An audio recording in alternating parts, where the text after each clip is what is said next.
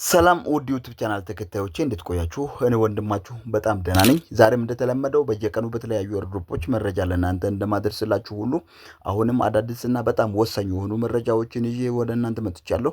እስከ መጨረሻው ይህንን ቪዲዮ እንድትከታተሉ አሳስባችኋለሁ። ዛሬ በዋናነት ለእናንተ ማሳየት የሚፈልገው ፓውስን በተመለከተ መረጃዎችን አቀርብላችኋለሁ። እስከ መጨረሻው ተከታተሉ። አስቀድማችሁ ይህንን ቪዲዮ ላይክ አድርጉ።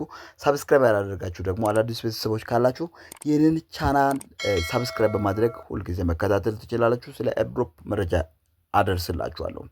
እንደዚሁም በቴሌግራም ገብታችሁ የቴሌግራም ቻናል መጠቀም ወይም ጆይን ማድረግ የምትፈልጉ ካላችሁ ቴሌግራም ላይ የተለያዩ መረጃዎችን ስለ ኤርድሮፕ አሪፍ መረጃዎችን ስለማደርስላችሁ ጆይን ማድረግ የምትፈልጉ ከዚህ ቪዲዮ ስር ዲስክሪፕሽን ላይ ቴሌግራም ሊንክ አለ። ዲስክሪፕሽኑ ያለበትን ቦታ የማታውቁት ከዚህ ቪዲዮ ስር የቪዲዮ ርዕስ አለ። ከሱ ስር ቪው ሃውር ብሎ ሞር የምትላለች ሞር የምትለውን ስትነኩ የቴሌግራም እና እንደዚሁም የተለያዩ ኤርድሮፕ ሊንኮችን ታገኛላችሁ። ቀጥታ ወደ ዛሬው መረጃ ገባለሁ። ገብታችሁ ጆይን ማድረግ ትችላላችሁ። ዛሬ ፖስ አዲስ ነገር ይዞ መጥቷል። ዌብሳይቱን አፕዴት አድርጓል። ዌብሳይቱን አፕዴት ያደረገበት ብዙ ምክንያቶች አሉ። ካደረገበት አንደኛው ምክንያት ምንድነው? እዚህ ጋር እንደምትመለከቱት ቼክ ኤሊጂቢሊቲ የሚል ነገር አለው። ምናልባት ይህን ነገር ስታዩ ምናልባት እንዳትደነግጡ እነግራችኋለሁ። ይሄም የመጣበት ዋናው አንደኛው ምክንያት ምንድነው? በሶላና ተጠቅመው 3 ኤርድሮፖችን ሆልድ ያደረገ ሰው አንደኛው ቦንክ ነው፣ ሁለተኛው ደግሞ ዌቭ ነው፣ ሶስተኛው ደግሞ ፔንጊውን ኤርድሮፕ ሆልድ ካደረጋችሁ ከነዚህ 3ቱን ወይም 2ቱን ወይም 3ቱንም ቢሆን ሆልድ ላደረገው ሰው ነው ያዘጋጁት። የሌላችሁ ካላችሁ ማለትም በሶላና ተጠቅማችሁ ሆልድ ካላደረጋችሁ ምንም አያስፈልግም።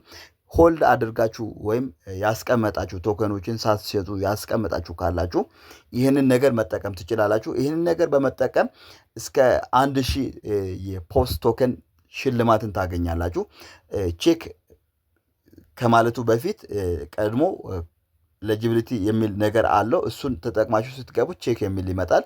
ከዛም ኮንፊርም ብላችሁ ታያላችሁ። እኔ ሆልድ አላደረግኩትም። አሁን ግን ቼክ ሳደርገው ቼክ አናዘር ዋሌት የሚል አለ። ከዛም ኖ ፓውስ ቱ ክሌም የሚል አለው። ስለዚህ ምንም የለኝም። ስለዚህ እኔ ተጠቃሚ ወይም ሆልድ ስላላደረግኩኝ ሽልማቱ የለም ማለት ነው። ስለዚህ እናንተ ያደረጋችሁ ካላችሁ ግን እዚህ ጋር ኮንግራቹሌሽንስ የሚል ወይም ኮንግሬስ የሚል ይመጣል። ከዛም 1000 ቶከን እንደምታገኙ ልክ እንደዚህኛው በቴሌግራም እንደለቀቁት 1000 ፖስት ቶከን ተጨማሪ ሽልማት ይሰጣችኋል። ይህን ሽልማት ያላችሁ ትጠቀማላችሁ፣ የሌላችሁ ግን ምንም ሳትጨናነቁ ሌላ ነገር አይደለም፣ ሽልማት ብቻ ለመጨመር የመጣ ነገር ነው። እዚህ ጋር ደግሞ ተጨማሪ ኤክስቼንጅ የሚል ነገር አምጥቷል። ከዚህ በፊት ፕሪማርኬት የሚለው ወይም ቮቸር ያለበት አሁን ኤክስቼንጅ በሚለው ውስጥ አካተው አምጥተውታል። እንግዲህ ከ2 ቀናት በኋላ የኤክስቼንጆች እዚህ ውስጥ ይገባሉ። አዳዲስ ኤክስቼንጆች ባይቢት፣ ኦኬክስ፣ ሌሎችም ባይናንስም ሊጨመር ይችላል። እነዚህን እዚህ ውስጥ እናገኛቸዋለን። እንደዚሁም ደግሞ እዚህ ጋር ቲጂ ዳሽቦርድ የሚል አለ። ከዚህ በፊት ቼክ ኤሊጂቢሊቲ የምናደርግበት እንደዚሁም ቶከን የምናይበት ቦታ እዚህ ውስጥ ተካቷል። ቲጂ ዳሽቦርድ በሚለው ውስጥ ገብታችሁ የራሳችሁን ቶከን ለማየት ኔክስት ብላችሁ ስትገቡ የራሳችሁን ታገኛላችሁ፣ ቶከኑን ታገኛላችሁ። እንደዚሁም ኤሊጂቢሊቲያችሁን የምታረጋግጡት እዚህ ውስጥ ነው ማለት ነው። እንደዚሁም ደግሞ ከዚህ በፊት የነበረው ሆም ወደዚህ መጥቷል።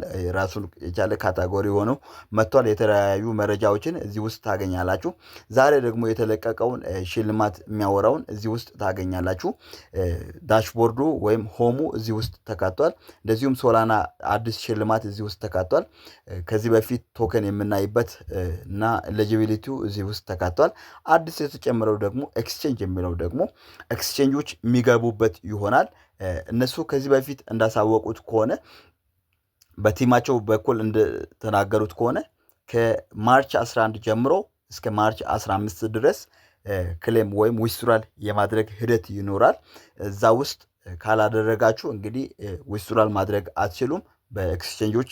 ከዛም ማርች 18 ሊስት በተደረገበት ቀን ወደ ኦንቼን ወደ ቴሌግራም ወይም ወደ ቶንክፐር መላክ ትችላላችሁ። ነገር ግን ማርች 17 ላይ ወደ ኤክስቼንጅ የላካችሁትን ገብታችሁ የማግኘት እንትኑን ወይም ማየት ትችላላችሁ። በእነዚህ በ5 ቀናቶች በ7 ቀናቶች ውስጥ ያለው ነገር ይጠናቀቅና ሁሉም ነገር ይፈጸማል።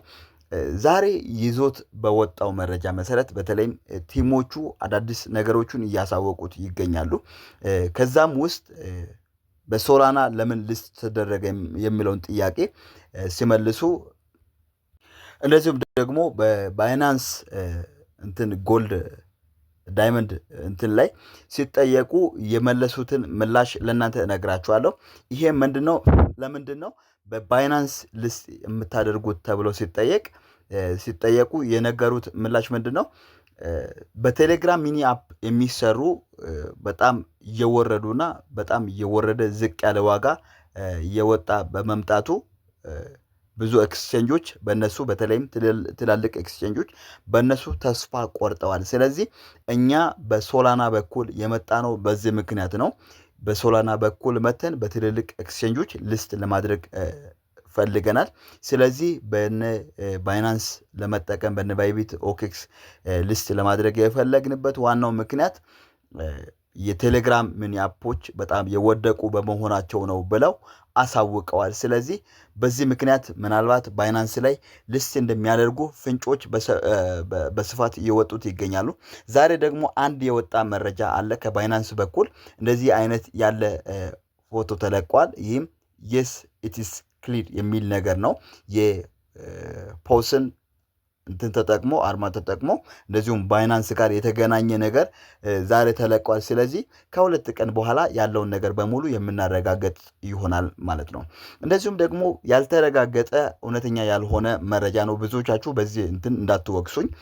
ነገር ግን ያልተረጋገጠ የወጣ ያለው መረጃ ምንድን ነው? በባይቢት ኤክስቼንጅ የእናንተን የምትልኩ ከሆነ ልክ እንደዚሁ ሽልማት እንደሰጠ 44,000 አካባቢ ቶከን የራሱን ሰጥቶ ነበር። ከዚህ በፊት ወደ ባይቢት ወደ ቢትጌት ቀድሞ ለላከ ሰው ወደ 40,000 አካባቢ ሰጥቶ ነበር።